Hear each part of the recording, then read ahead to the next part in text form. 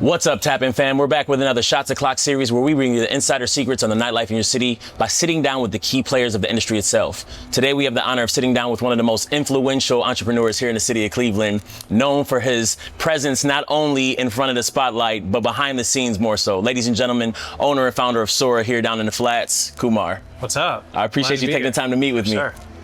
So a lot of people know Sora, they may know of you as an entity per se, but they don't know you as a person. So you mind giving people a little background? Did you grow up here in Cleveland? How'd you get involved in the Cleveland nightlife? Yeah, born and raised here in Cleveland.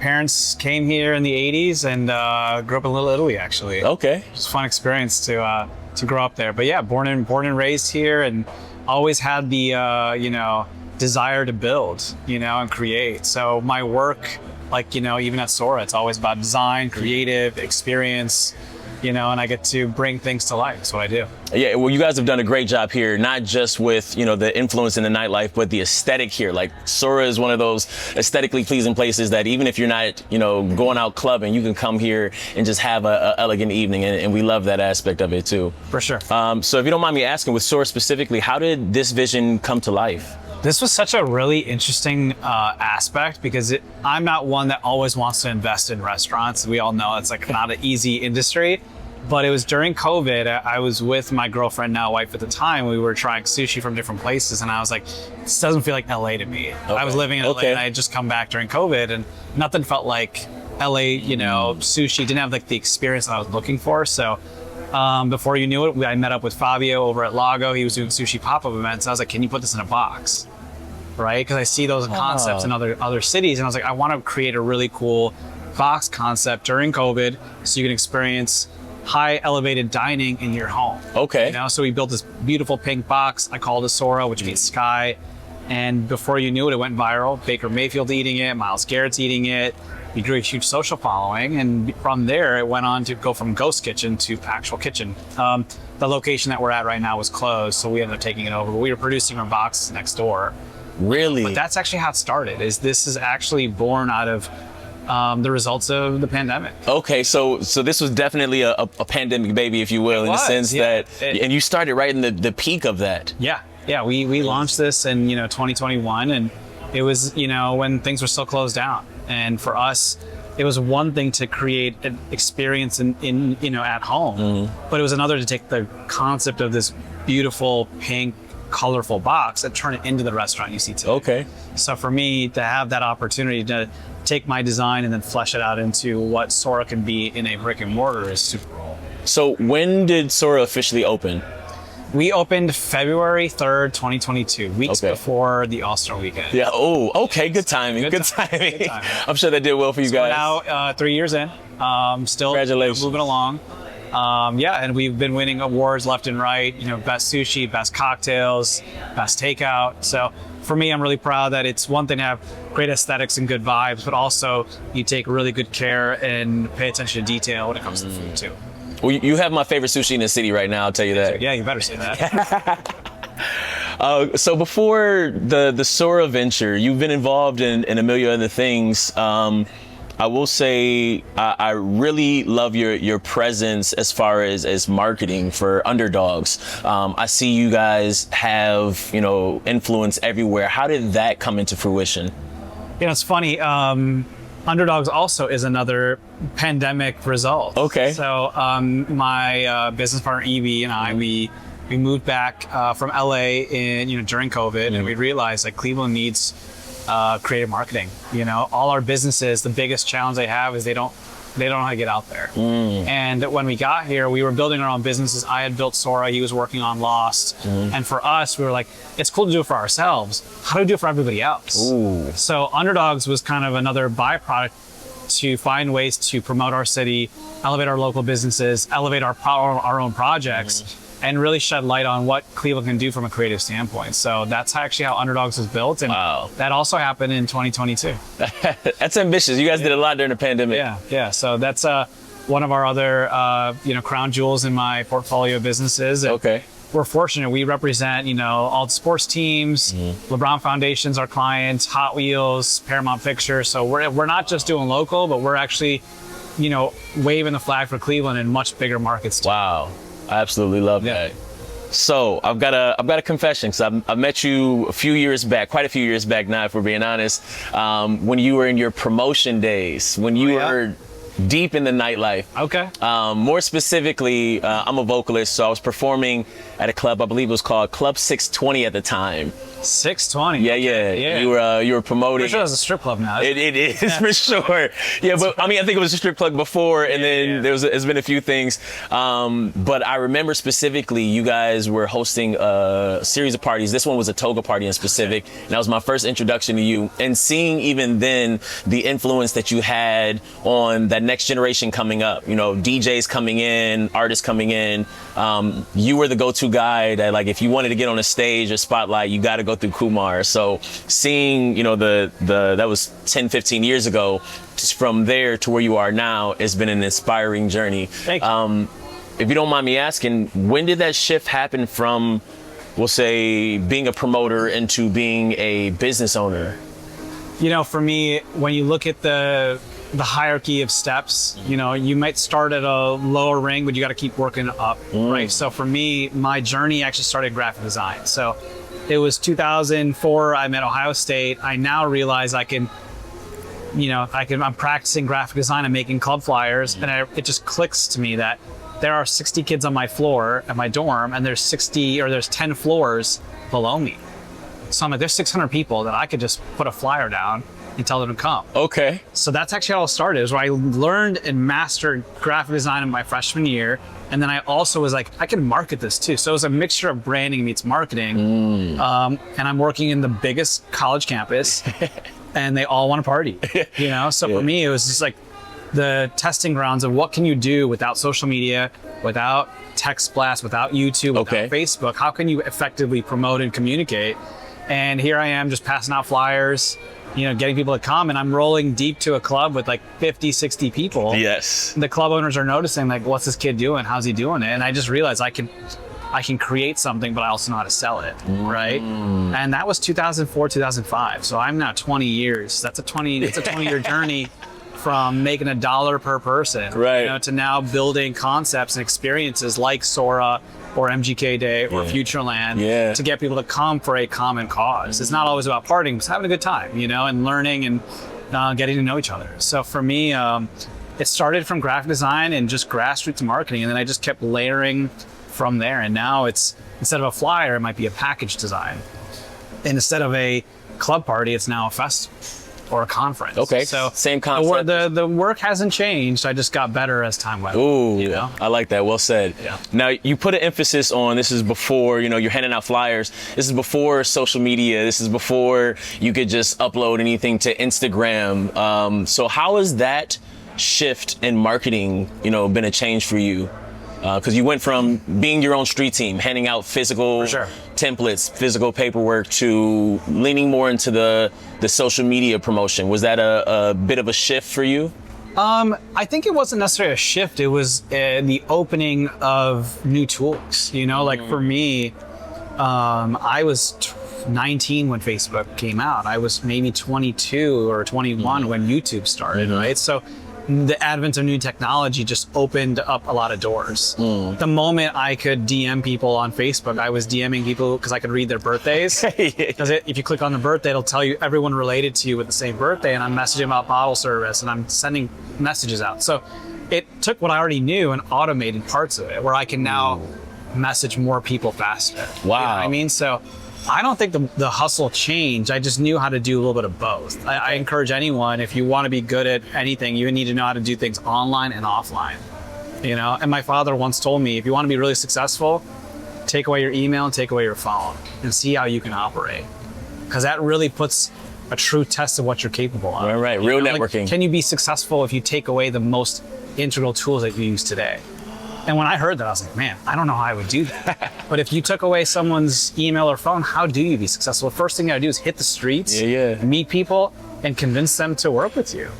And if you can do that, you become very powerful. That's inspirational. I'm gonna take that to heart. That was words of wisdom. I tell you, Pops, I appreciate it. For sure. All right, so as far as marketing goes, what do you feel, I won't say marketing, as far as nightlife goes, what do you feel is the most important element to a packed event? You know, it's not about the DJ. It's not about the food or drink, or who's there. It's a combination of how all those puzzle pieces fit together. I think a lot of people forget that. You know, you could have the best DJ, but if no one's there, it doesn't work, right? So when I look at how to put on a great event, and I have done thousands of events at this point. I have done festivals, I have done concerts, I've done tours with some of the biggest artists. It's always about the puzzle pieces, how they fit together. You know, that glue is really important. So, you know, thinking about ergonomics, right? Where's the bar compared to where the stage is, right? How do you get them to enter quickly enough, right? Those efficiencies go a long way. So it's a mixture of good vibes, which is creative, good operations, right? And then the glue that fits all of it together. And I think a lot of people forget about that stuff because sometimes it's all just about, you know, getting a lot of people there, having a DJ, having a dope flyer. But those are the basics. Okay. Everybody can do that. But can you actually create an experience where they're left with something that they talk about? You know, we had done an event, the after party for Forbes 30 under 30. Okay. We closed down Marble Room. It was pretty epic. I saw that. And people talk about it even to this day. And that was just, you know, a year or 2 years ago. And, you know, we did something that no one's ever seen where you could take a restaurant and turn it into what felt like a club, you know, and that was a pretty epic night. We had Halsey show up. We had T Grizzly with MGK come through. And it was like a star-studded event, but also it was for our community. You know, our business owners were there. Beautiful. Thank you so much. You know, community came out. So it was cool. I'd love to hear that. Yeah, no, you guys have done an incredible job as far as bringing the creatives of Cleveland together. People from all walks of life, DJs to promoters to performers. And I feel like every time I see one of your events, I either meet somebody new that has helped me along my journey or inspired me in some way. So I'm grateful for those atmospheres. And you're right, it's about the experience. Yeah, it is. Through and through. You know, when it comes to not just putting on an event, but who comes to the event, for me, it's always been about getting people to meet from different walks of life. You know, young, old, black, white, whatever types of music. It could be EDM, it could be hip hop. That mashup, that hybrid is super important, right? That's what our city needs, is that melting pot of all types of creatives. It's not just about one segment, you know? And I think that, you know, even the work that we did with City Hall when we did the Artists Run the Streets event, that was such a perfect example of getting all types of artists in one room to celebrate that moment. The fact that we could be in City Hall and have a party to celebrate that is a big deal. Yes. Those are the kind of things that don't always happen in Cleveland. The same thing happens at Sora. Like, the love of sushi is one thing, but getting people to be exposed to something like this, it feels like they're in Miami or LA. And that's the stuff that I want to do, is push the envelope on what is capable for our city, because if you do that, it empowers our creative community, it empowers our artists, it empowers our small businesses, our makers, and I think that's so exciting to get everyone back together post-pandemic. I agree. You know? I agree. And you guys have definitely been trailblazing to do such, so grateful. Yeah. Grateful. Yeah. Presentation is everything. We got a lychee revival here, one of our signature cocktails. Cheers. Oh, wow. It's good, right? I've never had that. That's presentation is one thing, but the flavor in that is definitely impeccable. Craft cocktails, craft food, right here at Sora. Thank you. So I want to talk about Cleveland specifically. What do you feel is one thing that is currently missing from the Cleveland nightlife? You know, we do a good job with our speakeasies. We've got our nightclubs. I think that what I'm seeing right now is, I think alcohol sales are generally, you know, scaling down. Gen Z is realizing that health is wellness too. And we're now seeing those pop-ups at coffee shops and bagel shops and all that stuff, which I think is great, is that we're finding ways to have entertainment and experiences in different places. I think what I'd like to see is more nightlife combined with like lounge and food atmosphere, you know, because like for me, I'm, you know, in my late 30s, I'm not going to go clubbing until 2 a.m. I want to go to places where I can lounge out, be able to order great cocktails, but also get food. I'd love to see more concepts stay late, like open late, you know, and I think that for us, I'm pushing that by having our kitchen open all the way till 1 a.m. if I can, because I want to be able to go places. And I love that about Miami, New York, LA, is that you can get a bite to eat super late and make that a night in itself and have great music and have DJs at restaurants. That's cool. I think Cocky's doing a great job with that too. Yeah. You know, but I want to see more of that. Get us out to like eat and drink, not just drink, you know? I think that's cool. Bottle service is cool and all, but like we all know it's just all a big facade. So I think that's where I want to see nightclubs step it up in some ways to diversify what their offerings are. Okay. You know? Well, adding on to that, what's one thing that you feel Cleveland has that other cities don't have? Let's backtrack, because this will go into memory lane a little bit. Okay. You know, for me, I was doing shows with Big Sean, Chip, MGK, Cuddy, all these guys, right? And I grew up in that timeline where I was the one putting on tours and events and concerts with these guys and after parties. And what's really important here is that we had a thriving Cleveland scene of music, art, culture. It was very cohesive. I think as time went on with social media, with Spotify, with a lot of people moving away, I think that some of that got lost. Now it's all about just scaling on TikTok. You don't have to be from Cleveland, you can be from anywhere, right? It wasn't about that Midwest sound. I hope that comes back, you know? And so for me, much like yourself, it's like, how do we put on for those artists? How do we get them on stages? How do we get them, you know, their music being played in clubs again? And that's super important. So for me, I think going back to what's missing, it's like, how can we effectively bring back our own IP, like Cleveland IP, you know? And how do we make sure that it's seen and shared and celebrated locally and beyond? And I think that now that I'm back home, like for me, that's like the next step is like, how can we find the next MGK? Okay. You know, how can we support them early on in their career, just like we did 20 years ago when he was 16, 17? And like, I want to be part of that to some degree, to like identify them, foster them, support them, to lift them up again, you know? And that should be a responsibility. We love our music in our city, just like we like our food, you know, and our nightlife. So to me, I think that the emergence of Cleveland music was such a big deal in the early or mid 2000s. So to do that again in this generation with AI and Spotify and all that, I think that's a big deal. And I want to see that kind of come back. I absolutely agree, and I feel it's our responsibility as, you know, the leaders of this next generation to pass the torch, or at least present them with the tools to not only succeed but succeed in their city, in our city. Yeah. So I love that. I appreciate that. Yeah. Listen, you definitely you've inspired me just amongst this conversation, but more so you've inspired a bunch of upcoming creatives and entrepreneurs and artists throughout the last, you know, 10, 15, 20 years. So grateful for sure. No, for sure. All right, a couple more questions. Hit me. If you could describe Cleveland in 3 words or less, what would they be?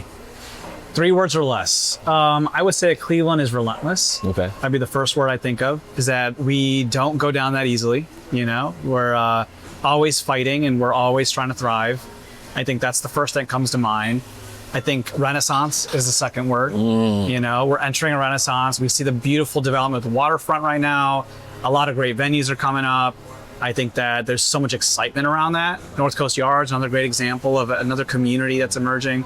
So to see all that happen, I think gives me motivation to keep going as well, you know? So relentless, Renaissance.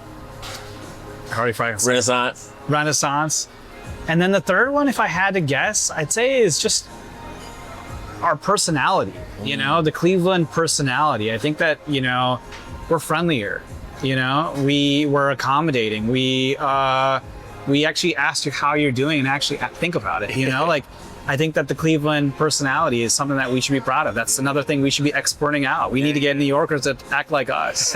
You know what I mean? So I think that Midwest charm is really important, you know, and to me, I think that I love that about Cleveland, and I'm glad to be home. And I think that that's a really, you know, thing that we should be proud about, is how nice we are. I couldn't agree more. Know? And people need to model that. Yeah.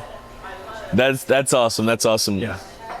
So amongst this journey of yours, if you could do anything different, what would it be? If I could do anything different in my career, would you? Yeah, if you could do anything different, would you? And I don't know if I would take anything back right now. I'm proud of the journey thus far. There's a lot of battle scars along the way. I've been successful just as much as I've lost a lot of, you know, business and projects too. So I think it's all been a great learning experience. I think that it sounds weird to say this because I left in my late 20s to LA. I kind of wish I left a little earlier, that I can get back sooner. Okay. Ooh. That sounds a little weird, but I feel like for me, when I left to LA and experienced it, and I got to work on a lot of great projects, coming home now, I see things in color, where I see that the rest of some of Cleveland at least still sees in black and white, you know, which is why I'm able to build so quickly and create concepts much like Sora very fast, because I really want them to be exposed and see in color like me. You know, I kind of wish I had gotten back a little sooner to be able to do that work. Because for me, I officially moved home in 2021, you know, during COVID. So I've only really been back for about 4 years. Okay. You know, Perspective. whether it's Sora or Futureland or the rise of ILTI the last few years, Futureland, all my projects, I'm only done this in the last few years. Even though I've got a history in Cleveland, I was gone for a bit. So okay. I kind of wish I came home a little sooner. Well, you're here now, you're doing the work. That's what's important. For sure. So with that, where do you see yourself, Sora, and Cleveland within the next 5 years? Great question. I think I'm going to continue to build and invest in our city for sure. Okay. I'm doing that today already with a lot of other brands. Cleveland Kitchen is one of them. You know, they've got sauerkraut, pickles, Neo Med Spa, fastest growing med spa franchise in the country based out of Cleveland, Ohio. So continue to support my fellow entrepreneurs and founders is really important and near and dear to me. Along with, you know, the creative arts, you know, community. I think for me, I'm not saying I want to slow down a little bit, but I do want to build a family, you know, and be able to take a break for a bit. Okay. Done a lot last couple of years, so that's important to me in the next 5 years. But yeah, you know, I think for me now, my next stage of my career is to be able to make sure that the work that I'm doing isn't just for Cleveland, but it's Cleveland and beyond. You know, so I think my next act will really be about exporting work out, planting flags in other markets, getting people to wear ILTI outside of Ohio, right? Those are our missions now. Is how can we really carry that torch beyond our own walls? Oh, beautiful, beautiful. Well, don't want to miss this opportunity. Do you guys have any upcoming events that are happening in the next few weeks? For sure, yeah, that's great timing to ask me that. We've got ILTI's anniversary coming up. Okay. 15-year anniversary, so really proud about how 15 far we've years, come. yes. That's beyond survival, so we are super proud of that. A lot of people don't know this. ILTI stands for I'd Love to Help You. That's our new moniker. And it's all about giving back, social community work, you know, different causes that are important to us. So a lot of our projects have an attachment around that. Okay. It's something that we've kind of come to realize that there's a lot more than just streetwear. It's about wearing good and feeling good. So we're doing a free event for our 15-year anniversary. It's gonna be at Old 86, which is where our first store was. Okay. Shout out to OK Pants. But yeah, we're going to be doing that July 31st. We'll be doing a drop that includes various products from the last 15 years. So kind of cool because you'll get to see a timeline and get the gang back together. You know, everyone who's been a part of the journey, the community with us, you know, to do an event at the very first location, which is really special to me. And then August 8th to the 10th, we'll be doing MGK Day. MGK Day. Year number 3. You know, everything from the charity softball game to a event with SLS that we're bringing into town on the 9th, and obviously we'll be culminating that with MGK Day, and his album's gonna be coming out days before that on the 8th. So all eyes on Cleveland, which is awesome. I've been fortunate to have worked with Colson now for nearly 20 years, you know, everything from his website to his first few flyers to now supporting it. The Lace Up Days. Amazing charity event, you know, so it's great to be able to all beat at the same drum to build something special, and all the proceeds go back to Cleveland Metropolitan School District. You know, so we try to always put this on in such a way to promote our local makers, our businesses, our sports teams. Everyone kind of gets together around this to not necessarily just celebrate the album or what Colson did at the Brown Stadium, but really promote Cleveland as a whole. That's the whole mission here. Okay. How do we, again, get all eyes on Cleveland, just like we did at All-Star Weekend, just like we do with a lot of high-profile events. Okay. I love that. And in closing, what advice would you give to any upcoming entrepreneurs or creatives in the city? Collaboration is key. I think that I would not be where I'm at today if it wasn't for the people I work with. I'm fortunate that for every project that I'm involved with, I've got a team or an operating partner or someone who is just the hammer that can help get things done. For me, I'm more of the visionary, the eyes, but someone else is the hands and the arms. You know what I mean? So I'm really fortunate that I can create a concept or design or a product, right? But someone else can then carry carry it through to keep it going. So I think that in order for Cleveland to really thrive and win, it's all about building teams. You know, no one person can do it alone. So building your super team is really important, and I think that collaboration is the starting point to do that. Grateful. Great words of wisdom. Well, Kumar, we appreciate you taking the time to meet with us. For sure. Ladies and gentlemen, definitely come check out Sora, check out Ilthy. Be sure to tune in for the 15-year anniversary event and MGK Day.